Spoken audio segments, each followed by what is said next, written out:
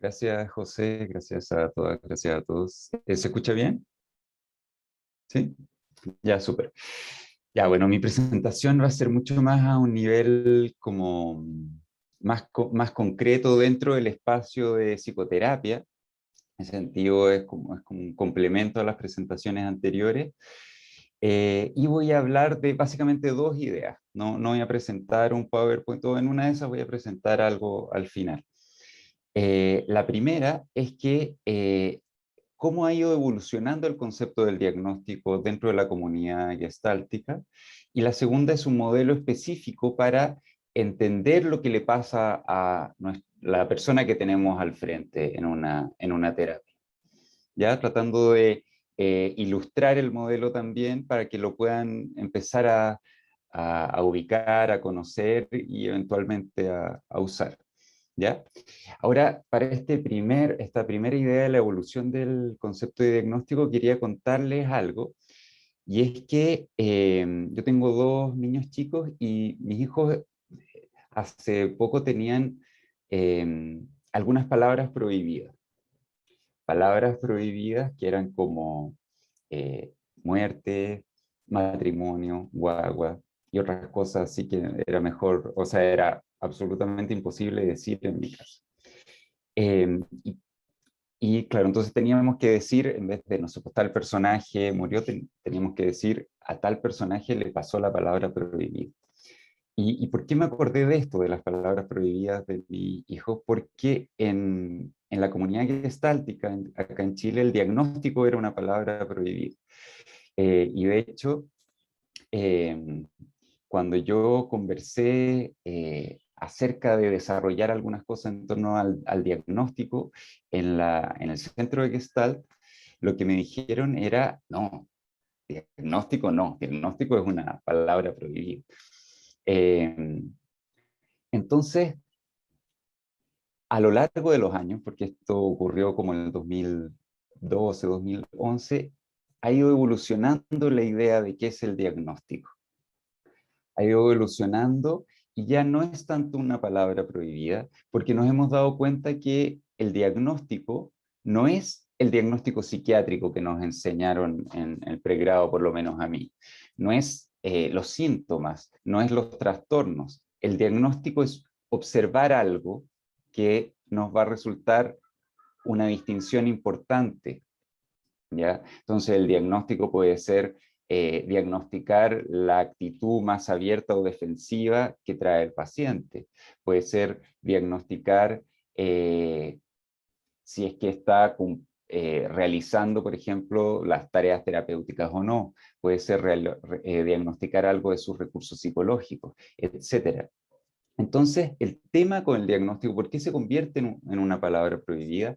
Es porque en general el diagnóstico se da de una forma completamente incoherente. Y esto es un concepto que yo pensé que estaba inventando, pero que después descubrí que lo habían desarrollado hace como 30 años, más encima desde el psicoanálisis, que es el concepto de coherencia, problema, tratamiento, resultado. ¿Qué significa este concepto y por qué es tan importante para convertir al diagnóstico de algo que puede ser útil en algo que puede ser un tabú, una palabra prohibida? El tema de la coherencia entre el problema, el tratamiento y el resultado es el siguiente. Lo que a nosotros nos enseñan, y muchas veces en consultorios, en centros de salud mental, es nuestra realidad, es que para diagnosticar tenemos que ver clasificaciones de SM o 100, no sé, 10, 11, no sé en cuál van, ¿ya? Después, para orientar la terapia, nosotros ocupamos las distinciones de nuestro modelo terapéutico favorito. Por ejemplo, en Gestalt podemos ver la integración de polaridad, integración de la sombra, etc. Y después, cuando medimos los resultados de la terapia, ocupamos otro tipo de indicador, otro criterio. Lo más típico es, por ejemplo, un test de bienestar general, como el OQ45, que está validado en Chile y se ocupa mucho. Entonces, diagnosticamos A al inicio, después orientamos la terapia según un criterio B, y después evaluamos la terapia según un criterio C. Y eso hace que el diagnóstico sea algo estresante que nos desvía la atención hacia cosas irrelevantes y que no es útil para nosotros. Entonces, el tema no es que el diagnóstico en sí sea un problema, es cómo diagnosticamos y qué diagnosticamos y cómo se integra lo que diagnosticamos con nuestro plan de la terapia o lo que nosotros hacemos en la terapia. ¿Ya? Esa es una primera idea. Entonces, al darnos cuenta de este tema, que el foco era la coherencia del diagnóstico, empezamos a ver, ok, ya, entonces, ¿cómo hacemos diagnóstico en Gestalt? Y la primera idea que surgió y que a nosotros nos enseñaron desde el día 1 es que lo que nosotros diagnosticamos, entre comillas, es cuál es la figura relevante. ¿Qué es lo que está pasando ahora? ¿Qué está siendo más importante para la consultante o el consultante en este momento? Eso es lo que después se le ha llamado desde otras perspectivas un diagnóstico de proceso. Un diagnóstico no de elementos estables en el tiempo, no de trastorno de personalidad, no de estructura psíquica, no de polarización, sino que de lo que está ocurriendo aquí ahora.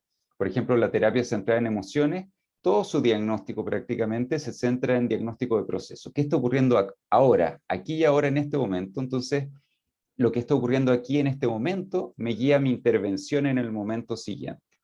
Ese es un tipo de diagnóstico que resultaba muy coherente con la orientación Gestalt. Después, a ese diagnóstico de proceso, de lo que está ocurriendo aquí y ahora, se le sumó un diagnóstico más estructural, que era el diagnóstico de polaridades. ¿Qué es lo que típicamente la persona deja fuera de su experiencia? ¿Cómo no debe ser? ¿Cómo no puede relacionarse con los demás? ¿Qué afectos no puede contactar? Entonces, por ejemplo, algo muy típico es que alguien ha aprendido que tiene que ser fuerte, independiente y no puede depender de los demás ni mostrar fragilidad. O alguien ha aprendido a rechazar su lado fuerte, agresivo, porque eso puede asustar o fragilizar a los demás, entonces inhibe ese aspecto de sí. Entonces el diagnóstico de polaridades fue como una segunda etapa en cómo nosotros conseguimos el diagnóstico desde la Gestalt. Y cuando yo aprendí Gestalt, cuando yo hice mi formación, que fue hace como 18 años, ese era el énfasis, diagnóstico de proceso, que era cuál es la figura predominante en este momento, y diagnóstico más de estructura, algo más estable en el tiempo, cuál es la polaridad principal, cómo la persona debe ser, la polaridad dominante, y cómo la persona no debe ser, o qué es lo que tiene que inhibir, frenar de su experiencia, que es la polaridad rechazada. ¿Ya?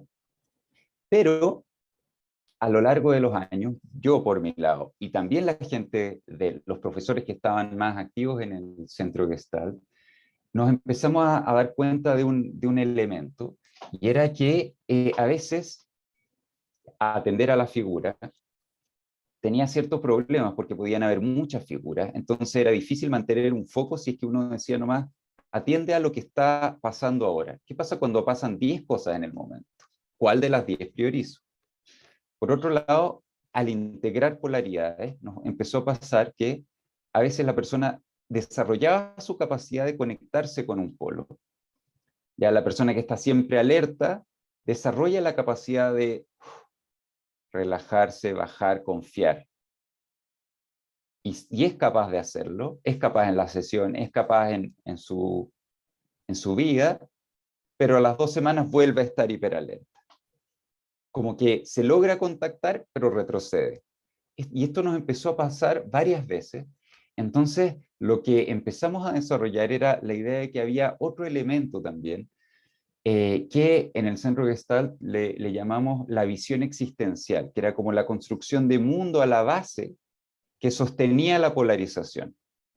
Esto significa como el mundo subjetivo que vive la persona, muchas veces de forma implícita, que hace que tenga que mantenerse polarizada. Entonces, para la persona, por ejemplo, que está siempre alerta, podría tener una visión existencial de el mundo es peligroso, me pueden atacar en cualquier momento, nadie me va a defender, nadie me va a proteger, entonces yo tengo que estar hiperalerta. Entonces, si ese mundo subjetivo se mantiene, yo no lo trabajo en la terapia, y la persona solo aprende en un contexto excepcional de la consulta a relajarse, contactarse con su polo más confiado, pero si yo no toco esa visión existencial, se podría decir, es muy fácil que la persona vuelva a estar hiperalerta porque esa es su forma de defenderse ante ese mundo peligroso.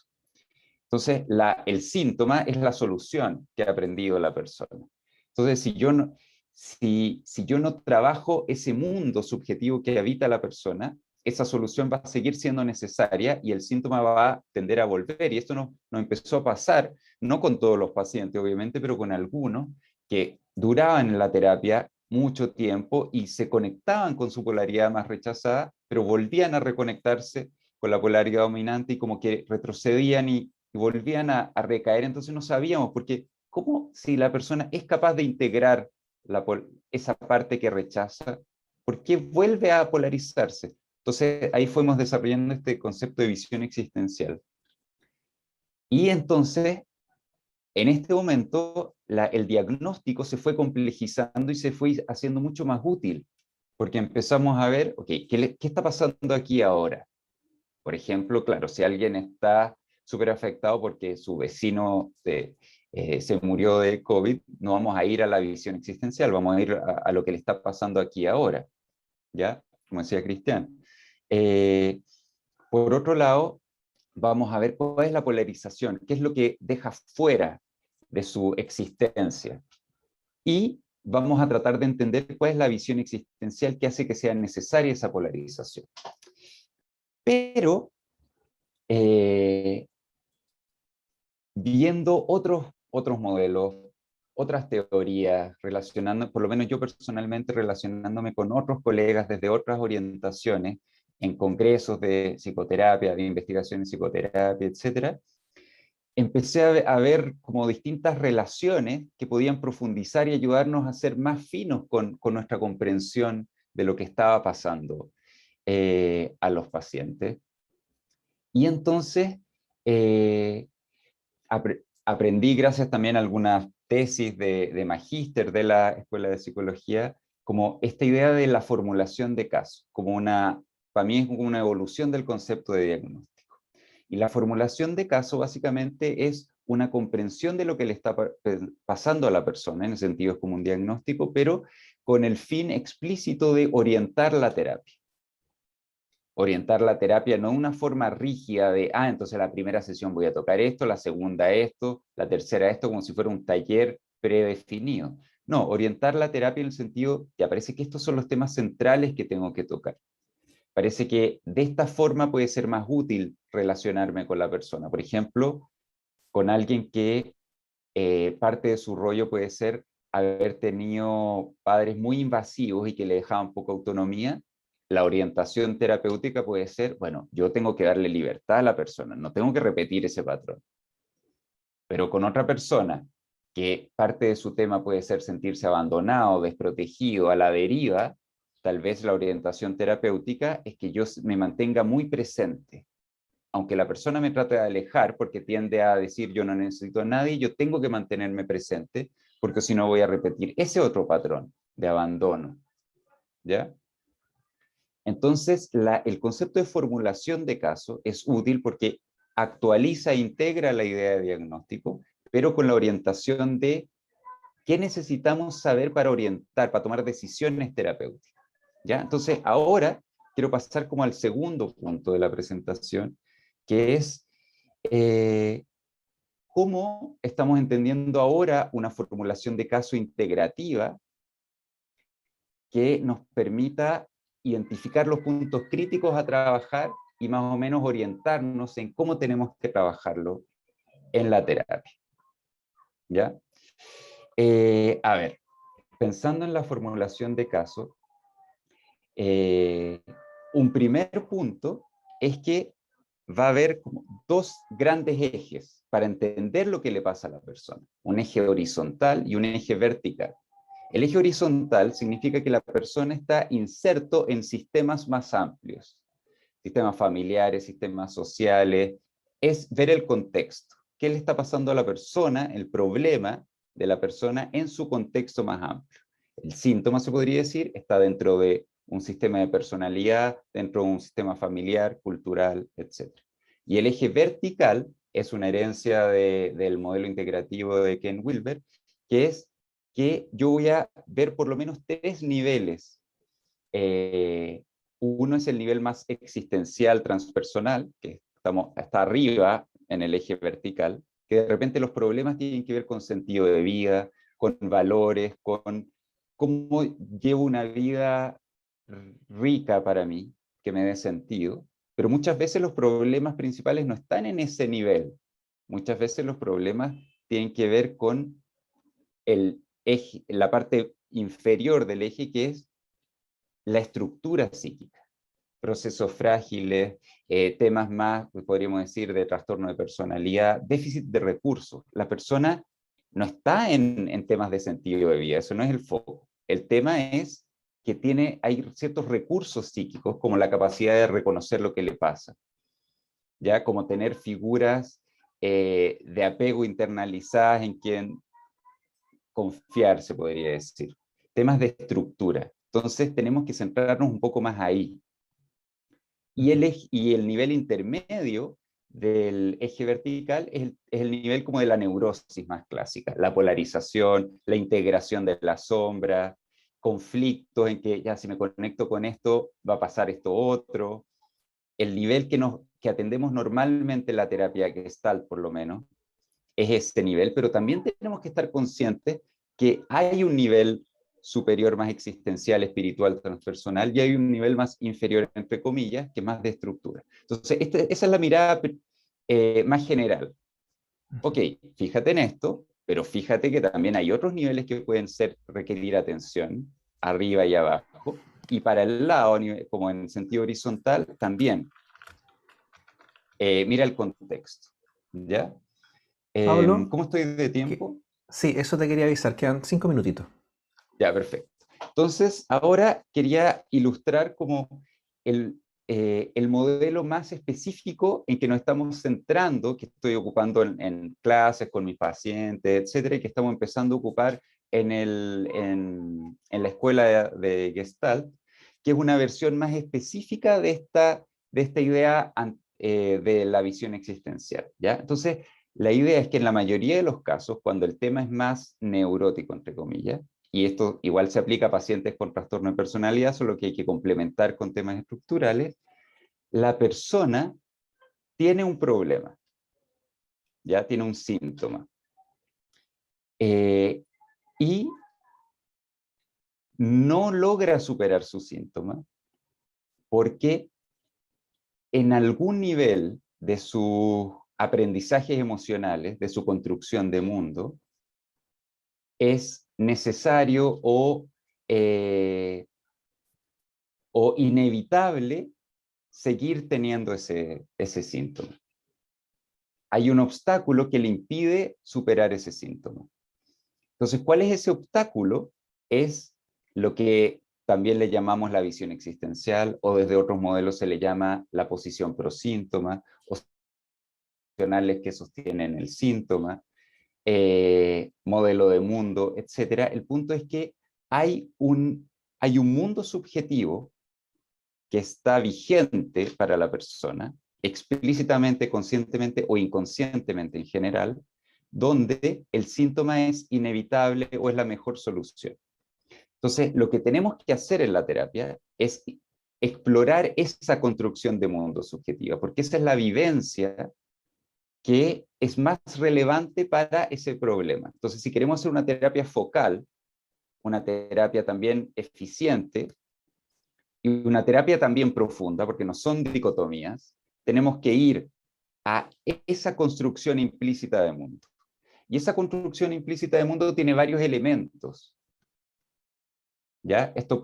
Podemos hacer distinciones más específicas que son útiles didácticamente. La construcción de este modelo de mundo tiene una visión de cómo es la relación entre yo y los demás. Por ejemplo, los demás me atacan, los demás me dejan solo, ¿ya? En ese mundo hay una herida, hay un problema que la persona vive. Entonces, si los demás me atacan, tal vez la herida es que me siento desprotegido o me siento dañado. Ante esa herida, la persona ha aprendido a solucionarla o afrontarla de cierta forma. Y la solución implica un polo dominante y un polo rechazado. Entonces, ¿cuál es la solución? La solución es ante esto, ante este mundo, ante esta realidad psíquica, donde me puede pasar esto, que es la herida, yo tengo que actuar así para prevenir y no puedo actuar de esta otra manera. Entonces, por ejemplo, si hay una paciente que tiene la vivencia de que los demás que la deberían apoyar no la apoyan. Otra gente compite con ella y trata de tirarla para abajo para ellos ganar. Un mundo peligroso, amenazante, donde no puede confiar en la gente. Hay una herida de desprotección, ¿ya? Y la solución que ella aprende es, entonces yo voy a ser ultra fuerte, agresiva, no voy a confiar en nadie.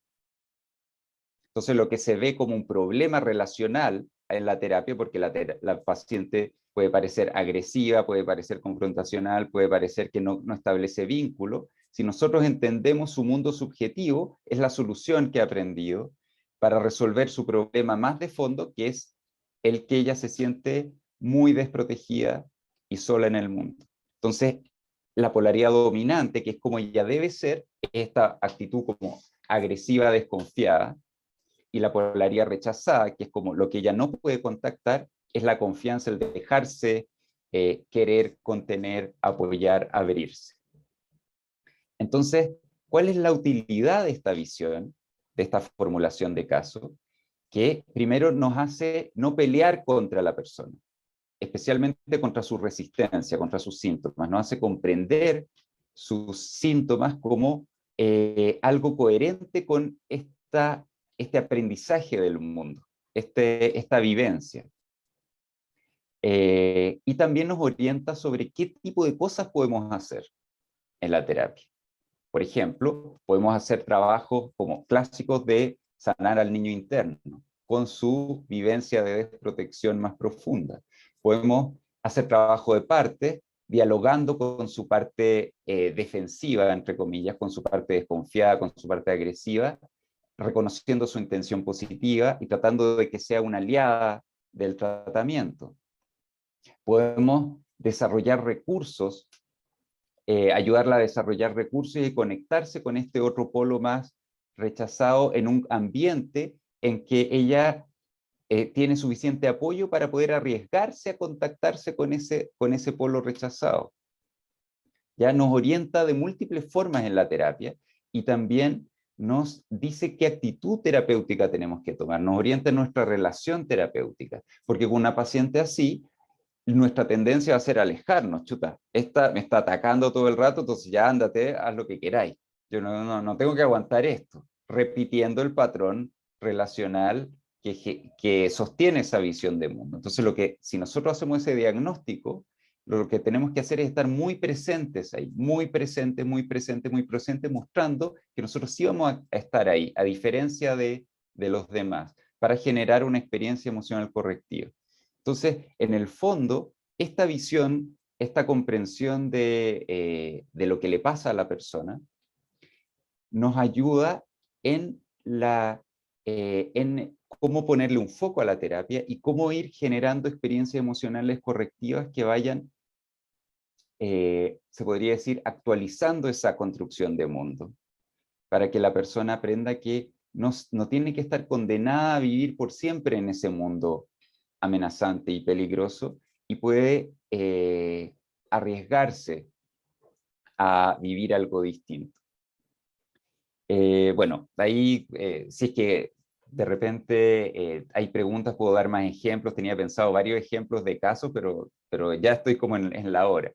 Entonces, si es que es necesario, ahí los puedo dar o les puedo dar referencias para ver más ejemplos, pero por lo menos quería cerrar ahora transmitiendo que el diagnóstico, incluso desde la perspectiva Gestalt, que típicamente es como antidiagnóstico, acá por lo menos en Chile, ha ido evolucionando desde una palabra prohibida a algo a distintas formas de diagnóstico y ahora un modelo más integrativo, más complejo, entre comillas, pero que su sentido es orientarnos muy detalladamente respecto de la terapia, ayudarnos a hacer una terapia más empática en el sentido de captar cómo está viviendo esto la persona y más eficiente en el sentido de ayudar a ir a los puntos centrales que son necesarios de trabajar.